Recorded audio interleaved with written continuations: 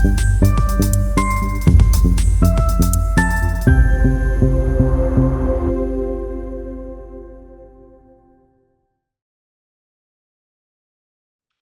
everyone, welcome back to Miles Beyond the Page. I'm your host, Michelle Miles. Each week I sit down and I chat with authors about their journeys, the wins, the struggles, and everything in between. So grab your favorite drink and let's go beyond the page together. Today I'm excited to host author Christine Shuck, who is the author of Winter's Child. Hi, Christine. Hi, Michelle. Hi. So Christine, tell us a little bit about yourself, what you write, and all that good stuff. Well, I'm a multi-genre author, so I prefer that to cross-genre. I don't know why. To me, it always sounds like cross-dressing or something. Not that there's anything wrong with that. So I write in a variety of genres, everything from nonfiction to dystopian, sci-fi, romantic thrillers. I'm even dabbling in portal fantasy, and of course, then I have psychological thrillers as well, which Awesome. what Winter's Child Wow. is. Yeah. That's very cool. The whole gamut then. Yes. I love it. So let's talk about today. Let's talk about Winter's Child. Can you tell us a little bit about what that's about? Sure. So I call it my adoption story gone wrong. I'm a foster and adoptive mom of two. I have four children, but two were fostered and adopted. And while I was in an adoption, what is it? They call it, basically you have to take it to prepare you for Mhm. adoption, Mhm. these classes. And while I'm in there, I was thinking, wow, what if something went really wrong with an adoption and that the child you adopted was not the top child you thought you were adopting was not the child that you actually got. Mhm. So that's kind of the basis of the story. And it has some elements of horror and elements of paranormal because there is no real explanation of why this girl is the way she is, Mhm. but she changes personalities with the seasons. So in spring, Isabel is forward and she is shy but really sweet. June 21st rolls around and Lizzie comes out. And Lizzie is warm and bubbly and everyone's best friend. And then in the fall, September 21st, Elsa comes.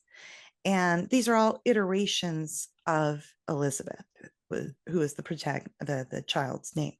Mhm. And Elsa comes out and she's stressed and she's waking up with nightmares going, she's coming, she's coming.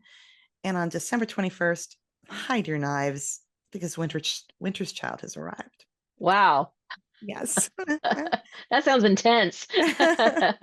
um, I I had a bit of a twist at the end, and I had folks going, "Oh my God, when are you going to write the next book?"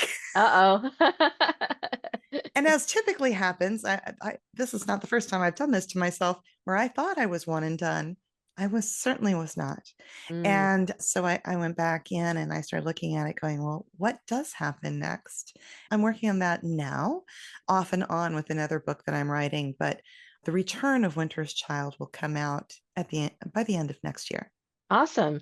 It's funny how books do that, right? You think you're done and you're not. You realize, Yeah. oh, there's going to be another one. I So, I was just finishing up my sci-fi series, and G581 The Departure was supposed to be a one and done. I now have six books in the series. So ah, that's things awesome, though. happen. Yeah. It's funny how that works, isn't it? So do Yeah. the characters kind of dictate that to you, or do you just you just know that there's more plot, there's more story that you need to tell? Honestly, sometimes it's my readers telling me that. Oh, okay. Yeah. For example, in the case of G581, I know we're talking about Winter's Child, but it was about, this spaceship, these group of scientists go off to another planet. And meanwhile, back on Earth, this bioengineered virus breaks out. I wrote this in 2016, by the way, not 2020, um, and kills off 99.6% of the world's population because really 1% surviving is way too many. Well, at the very end of the book, they have a saboteur on board the spaceship that's going, this was an act of God. I need to bring all of my shipmates to God, help God out because we're 21 light years away from God. Anyway, they end up on the planet And this saboteur, the last line of the book says, Nathaniel Zradchi opened his eyes. And everybody's like, oh my God, what happens next? And I was like, I I don't don't know. know. Was I supposed to know? And I think that's so funny that because as authors, we don't often know. we don't. And I was just like, well, it's a bit of a cliffhanger, but I'm sure it'll be fine. It was not fun. Yeah. So So the readers were like, no, they need to yeah, know. yeah. And you get a couple of those and emails, Sure, especially the yeah. emails, and you go, oh, okay, well, I'm gonna have to do something. Let's talk about your writing journey. So, what inspired you to start writing initially? That's a good story. So I always wanted to be a writer. I mean, and as a teenager, I always wanted to write. I was very lucky in high school to be in a private high school where when I complained endlessly about the grammar books, they let me actually write creatively. Mhm. And so that was huge. But I didn't actually get to really writing until 2008. And I was teaching an organizing class, get organized, stay organized. And around that time, I heard some lady talk about, or I took a class that says, turn your classes into income by writing a book. And I thought, I could do that. So I outlined this book that I wanted to write. And I had the outline and maybe a chapter, just some notes written. And then I went into a host and one of the hosts of my classes, and I said, by the way, this was March. I said, by the way, in October, we need to raise the class fee by $15 because I'll have a book. And so she's like, oh, that sounds wonderful. And we sit down and we change the description and in the class description. And meanwhile, I'm feeling my anxiety doing this as I'm like, oh my God, what have I done? What have I said? I have promised a book and I have got an outline. That's it. And by the time I walked out of the building, I could no longer feel my feet. And I was in a complete panic attack. And I went home and I wrote a book in 4 weeks. Wow. You gave yourself a deadline though. See, that's what is so interesting about this is you knew in the back of your mind, "Oh, I got to get this done." And I think that works for a lot of people. I know it works for me. That's Yeah. awesome though. That's Well, great. I actually say that the impetus for that is Horton Hatches the Egg by Dr. Seuss. It's a favorite book of mine as a child, but it taught me everything I needed to know about life. Keep your word. And I Mm. had told her I was going to write a book. And so now I had to do it. Yeah. Well, I love that story. That's awesome. And here you are writing books. Exactly. So you write in multiple genres, and I find this really interesting because I kind of do too. But how did you decide on what genre you were going to write? Did it find you, or did you just sort of find it? I wrote a story and went, this was my second book, which was War's End the Storm, and it's a dystopian story. First of all, halfway through the book, as I'm writing and writing and writing, I realized, oh no, the scene that I had in my head, it starts as a snippet of Mm, a scene. That scene is in book two, and I haven't even written book one. I was panicked. And at the same time, I didn't understand genre at all. So at that point in 2010, if you said to me, asked me what genre it was, I would have been like, what's a genre? I literally wouldn't have known. So it seems like a lot of the decisions in my life, including writing books, has been a kind of stick my face in it and come out tripping and swearing. And at the end, I've got a book. And it's worked out. I mean, it's a good book. And I've yeah. written a sequel and I wrote then a third book, which was a series of short stories, but I Mhm. didn't even know what genre I was writing in. And that has been the case for, except for my sci-fi, everything. I literally don't know until I'm done.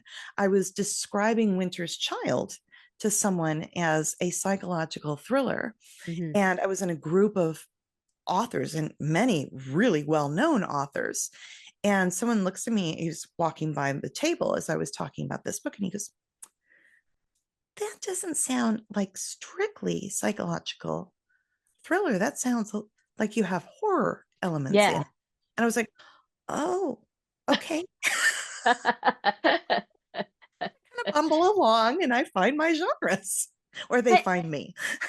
yeah, I think that's interesting too. I love this. I think sometimes we don't really know what we're writing until we're writing it. Like I've done this before too, so that's really interesting. So what was the very first story you wrote, and what did you learn from that? I think you kind of touched on that a little. Well, the very first story I wrote is a book that has not yet been written. It's Yeah. been close to written. Mhm. Um, when I moved to Missouri from California, 27 years ago, I sat down and I said, okay, I'm going to write a descriptive scene. And I had this scene of this young woman, age 21 or so, walking down the stairs into the basement, this creepy basement filled with boxes, filled with spider webs, to get into her great Aunt Martha's car that she had to drive because her car was broken. And as she's pulling out of the driveway, the radio goes to static and she goes, oh no, not again.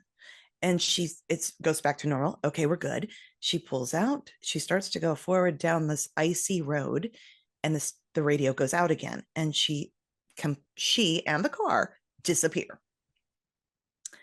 That is firmly in book 4 of a Portal fantasy series that I have barely written. Well, I've written about 2/3 of it for book 1, Mhm. but I know where it's going. I know all of it. I just have to write it. That's the hardest part, isn't it? Yes. What? We have to write our books? Yeah. Yes. That's interesting. I love that. I like portal fantasies too. I've written a couple myself. So let's talk about your process now. What does a typical writing routine look like for you? It sounds like you're a pantser, maybe. I am, but I have elements of plotting as well. Mm-hmm. Mm-hmm. Um, I think the first thing I learned, and I think if someone is ever wanting to start writing, the very first thing you have to learn is how to answer the questions. What happens next? What happened before? And that was the hardest part for me, is learning that. But inevitably, a story starts with what I call a snippet. So it is a scene in my head. It just pops in my head. This is going to sound awful, but I just moved here 27 years ago, and I'm sitting in line in my car at Wendy's for my meal. And I thought, I wonder what would happen if a woman drove up to a drive through stark naked, ordered 10 combo meals, put her car in park right in front of the window, and began to consume them until her stomach burst and she died. So she actually became patient 0 in G581, the departure.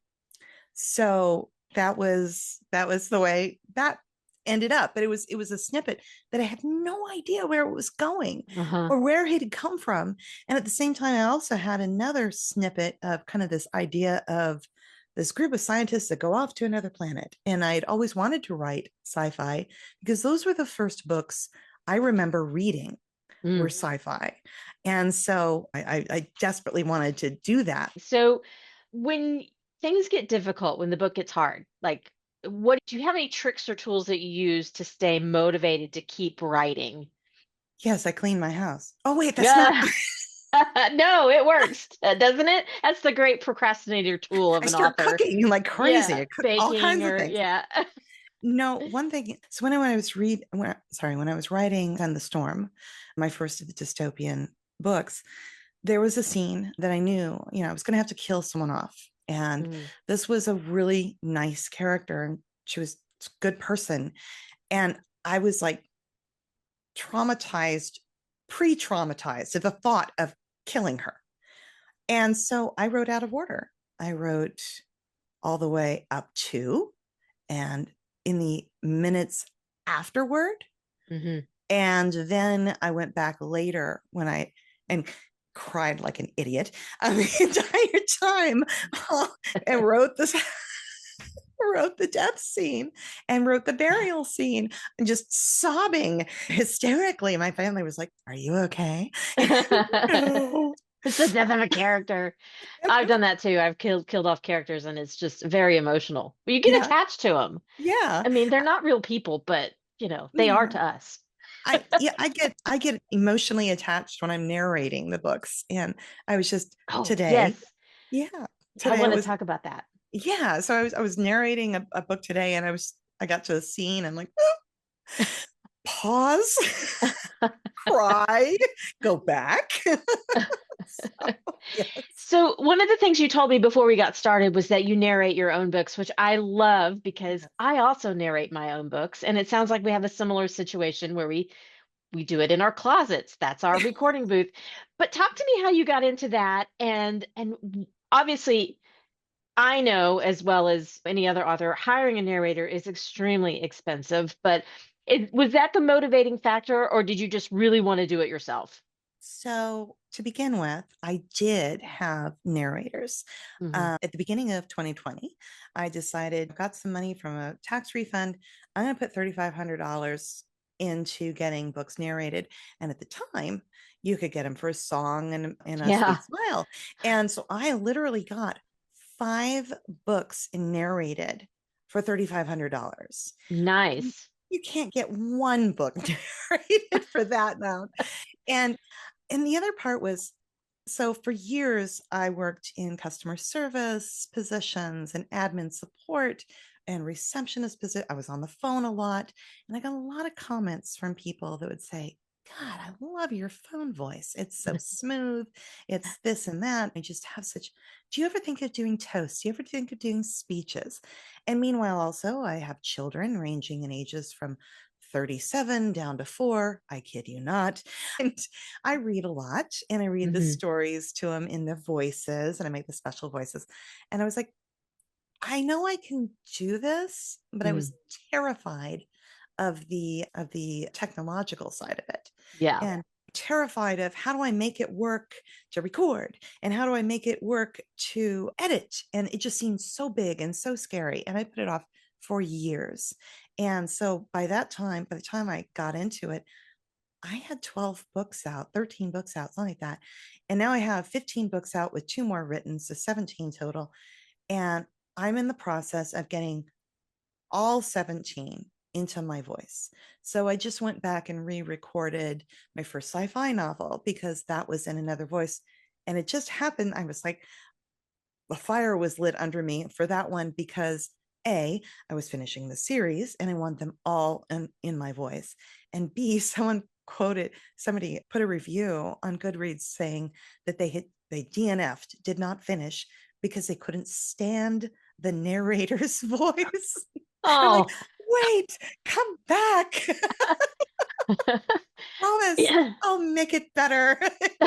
But you learned from that experience, right? I mean, Yeah. listen, I got some wow, this narrator is terrible comments too on the first book I did. But it's a learning experience, Yeah. and you learn how to do better and actually do voice acting, and it's not just sitting there reading the book, right? Yeah. It's Yeah. actually acting. Yes, yes. And while there are wonderful technological advances, and I even have my ebooks up on 11 Reader, which is then people can choose an AI Right. voice to listen to. And I get good reviews and I get steady money there. There are people that want to listen to a voice they like. And Right. yeah, and they want to listen to the narrator or the author themselves. I had someone send me an email, and he said he said, I travel about 2 hours each day to work and back. And he said, I listened to all of your War's End books. Well, the first 2 books were by this other narrator. And I say in my third book, as I'm narrating it, I have narrated this myself, and I hope that it passes muster because it was like the first one I had done. And he said, I just wanted to send you an email and tell you your voice was the best. And I wish I had gotten to hear the books in your voice all along. Oh, wow, that's great. I Yes. love that. That's awesome. I think there's something to be said too for that. I think readers do want to hear authors narrate their own works. I think that just makes them feel like they're closer to the author. I think that's just Yeah. my opinion. As long as you have But a voice for it, you know. yeah, I mean, some people read and there's no emotion and right. they have speech impediment or whatever. And so it doesn't work out. But if you can do, Mm. that's the way I look at it. I think a lot of authors are trying it out these days just because it's cost effective and it's really easy. And once you get past the learning curve of having to produce the books yourself, you get, I mean, I can do one, like I can do one in a month now, Yeah. my own. Yeah. But I know my material too, right? So I know what I want that to sound like. I mean, do you feel that same way too when you're narrating? Yes, there's a level of control there. Yeah, oh yeah, absolutely. Yeah, but plus we can sell the files ourselves. We can price it however we want. Right. It's great. It's just like the world is has opened up. And I Yeah. love that. And you're indie. Yes. So let's talk about your indie author journey a little bit. So when I wrote my first fiction book, War's End, The Storm, my father, he's like, really, you should try and get this published. And he called in some favors and someone offered me a contract, but it wasn't I think they were just doing it to placate my father, who can be rather insistent. Well, he passed. But anyway, so the guy never did anything with it. A year and a half go by, and I'm like, this is going nowhere. And I don't want to just sell my book and then wait around for years for it to be published. And I'm a bit of I'm an independent cuss. I'm like, why ask permission I've read thousands and thousands and Mm. thousands of books.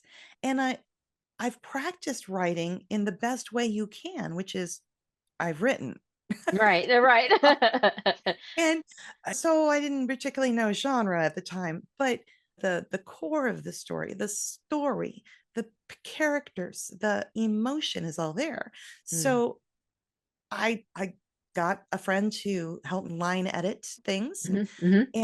and said, I'm just going to do this myself. And at first, I tried the Amazon, Okay, you. Yeah, KU. Yeah. And I, again, independent cuss, I don't like to be beholden to any one entity for anything. Mm, And to me, that was too much of a risk. And so I went back and forth. And finally, I jumped out. I think it was 2020 and said, I'm not doing this anymore. I'm going to go all in wide and I go everywhere I can. mhm. And slowly over time, it's been building. Sometimes I look at other authors and I go, man, I've written twice as many as you, and you're doing so much better. But then again, I'm also switching genres like a psychopath. So Right. Well, and also, I mean, comparison is the death of creativity too, it right? is. So It we is. cannot compare ourselves to other folks. I mean, I know people who've written 100 books. So they've published 100 books and I'm like, I got to catch up. Yeah. So, Yeah. I have actually calculated, okay, I'm 55. If I write 3 books a year, can I manage 4? Well, maybe, I've actually done the math. yeah. Yeah, it depends on how fast you write and how fast you can get them out. So what are some of the biggest surprises or challenges you have faced in your publishing world? I think the biggest challenge is always going to be marketing Gosh, yes. because here's the thing. I'll do whatever I can for people. Because I run a short-term rental. Mm, So I'm in the hospitality biz. So I understand how to make people happy. You give them as many choices as possible, you give them as much information as possible, you make it as easy as possible. So in that vein, I have ebooks, paperbacks, large print books. I do hardcover for libraries. I do audiobooks. I do it in every format. I've even considered doing a dyslexic edition for readers who are dyslexic. I might at some point. I'm now putting my books into other languages. So I'm starting with Spanish, then I'm going to German, French, Italian. And the German market's really hot right now too. So I've heard that they all are. So yeah. it just depends. And and now there's also opportunities, like I mentioned 11 reader earlier, Hmm. but you can put books in a foreign language up there and they'll translate them in AI and so into audio.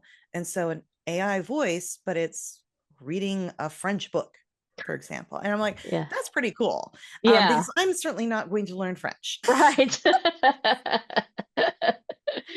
But I think the biggest one has always been marketing. Yeah. Um, Another big one for me was I am an introvert. I call myself a highly functional introvert, which means that most people don't think I'm an introvert. I am because I if I'm in a crowd that I don't know, I'm like, let me run for the hills. So I never considered doing front facing events, author fairs, book signings, never until I met a gal and she was just finishing her third book in a series.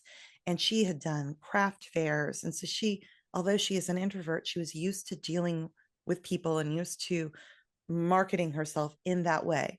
Hmm. And I kind of watched what she was doing. And I ended up I said at the end of last year, I said, I'm going to do at least 6 forward facing events in 2025. I think I ended up doing 13 or 14. Wow. By the end of the year, it'll be 13 or 14. I have 2 more, 3 more, something like that. 3 more. And so it's actually been about 40% of my income, That's excellent. which is just incredible. I was like, wow. And so that was one of the ways that I got out of my shell and I was like, okay, I'm gonna do this again. And then actually about a month or two ago, I was like, okay, now I'm going to get on podcasts. And guess what? And here you are. So I was just like, I'm gonna, reach that out and do that because Yeah. that's marketing on my terms and something I feel comfortable with. And the other is building my subscriber base through free giveaways a lot of Yeah. times. Hmm. So I'm starting to do that, and that's going to be the goal for 2026 because I really don't run ads. And every time I try, I feel like I'm failing miserably. And perhaps it's just a matter of that I'm giving up too soon. I don't know. But there's so many different ways. There's Kickstarter, there's BookBub. BookBub's a great one for me. Yeah. It's expensive, but there's only one time I've lost money on it.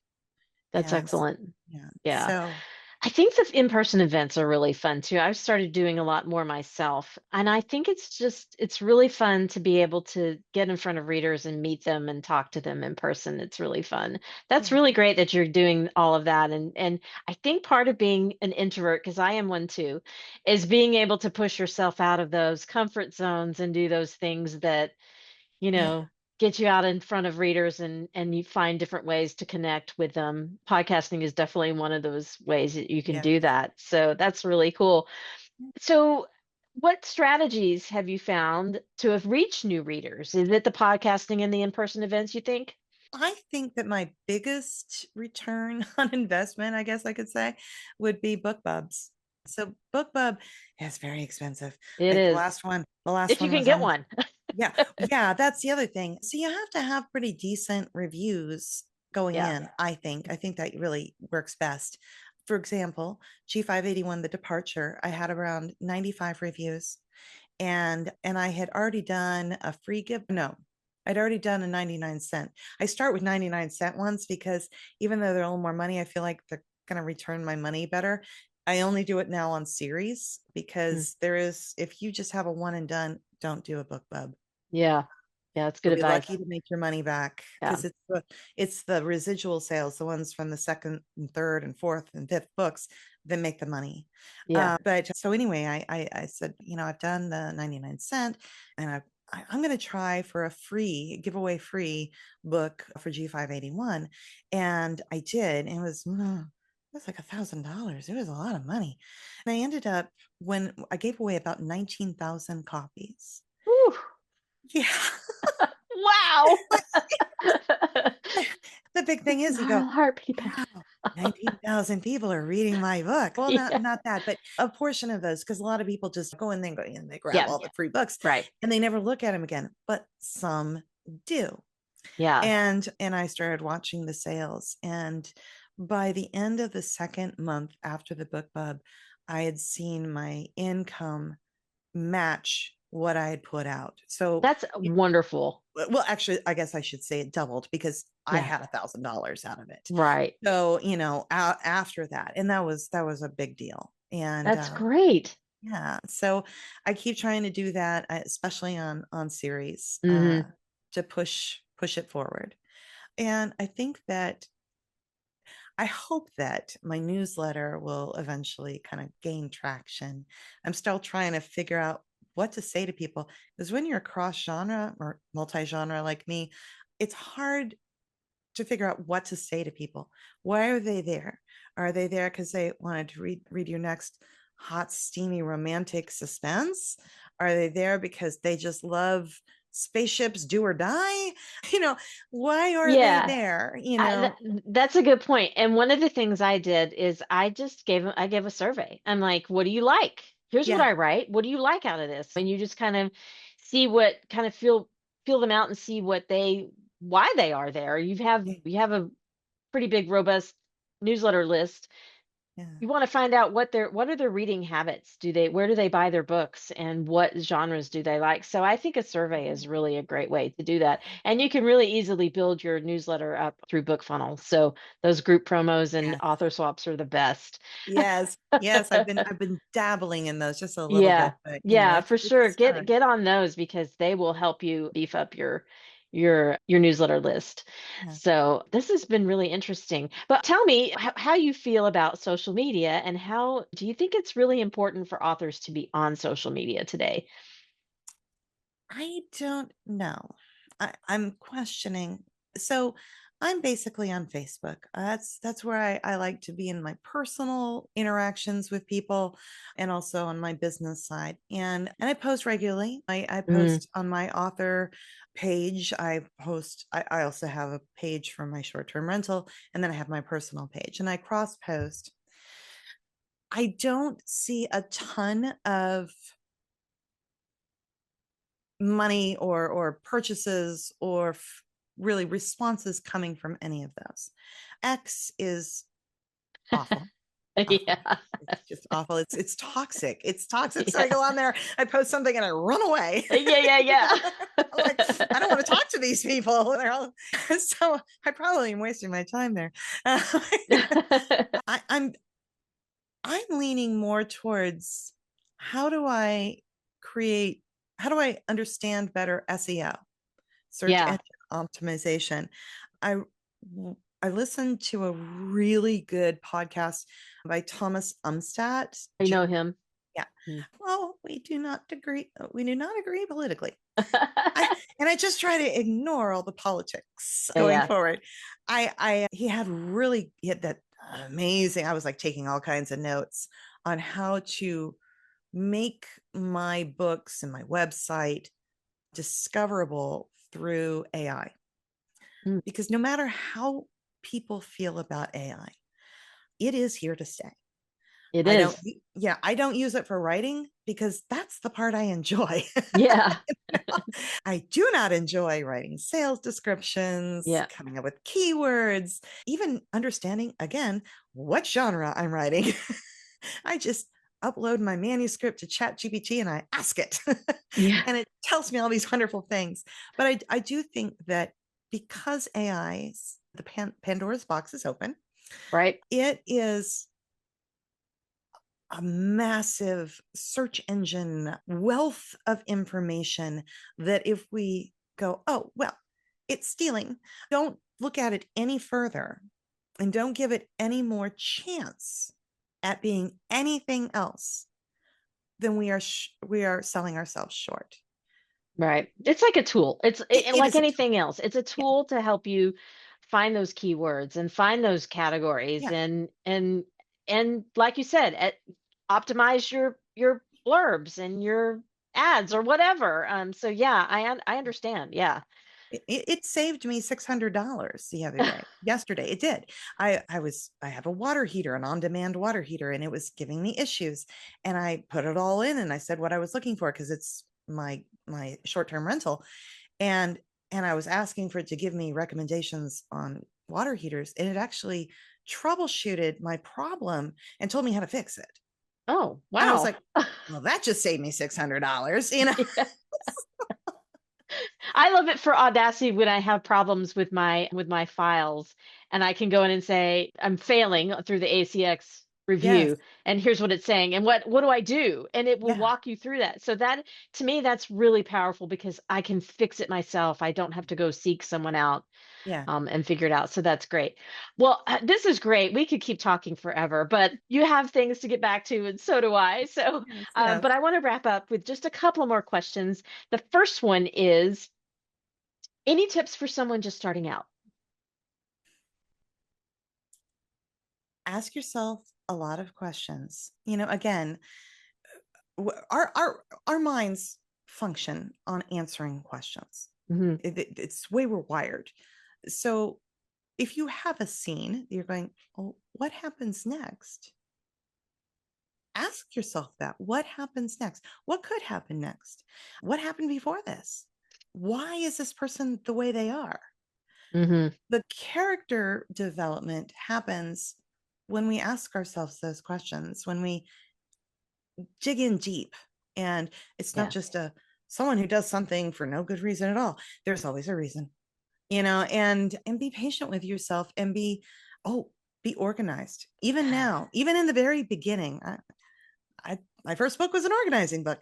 Figure out a way to name your files that makes sense, that you can easily find them again, Mm. and be really clear in how you set up your files, and for God's sake, get Dropbox or OneDrive. I have Dropbox. I learned early. I nearly lost everything when a Back computer up failed. Yeah. often. You want Dropbox. You want it. Yeah. Yeah. Back up often, and just keep all your ideas in a folder. I call mine snippets. Surprise there. And I'll go back and look at them. And sometimes those one little snippet over here will match with that little snippet over there, or maybe it's a character, and together they make a story. I love it. That's good advice. And then last, tell us where we can find you and your work online. Well, I'm everywhere. So you can obviously find me on Amazon, but I'm also on PayHip. I'm on my website, christineshuck.com. And it's Christine, like Christ with an INE on the end, Hmm. and Shuck, like you would shuck or oysters. So there's just one C there. And a lot of people want to add an extra C. Right. Um, the neat thing about on my website is you can go there and read the first chapters of any of my books, kind of get a feel for the writing. Nice. Is this a voice you want to hear and or read, as the case might be? And yeah, eventually I'll be able to have my paperbacks and audio uploaded off of my website as well, but right now it's just my ebooks, but I Okay. have plenty of ways to find all the rest. Excellent. I love it. So you sound very prolific and very entrepreneurial. That's I a hard word try. to say. Well, thank you so much to Christine Shuck for joining us and sharing her incredible journey and all of these fascinating insights she has. I'm sure you guys will love reading her books. Be sure to check out Winter's Child. And a huge thank you to all of you for watching and listening. If you enjoyed today's episode, don't forget to give it a thumbs up, leave a comment, and share your favorite part of the conversation. Subscribe and hit the bell so you never miss an episode. Be sure to follow and leave a review. I have more amazing authors and stories on the way. Until next time, keep dreaming, keep writing, and I'll see you miles beyond the page. Thanks for joining me on Miles Beyond the Page. If you enjoyed this episode, be sure to subscribe and leave a review. If you're an author and want to be a guest, visit milesbeyondthepage.com and fill out the guest intake form to apply. Keep writing, keep dreaming, and I'll see you next time.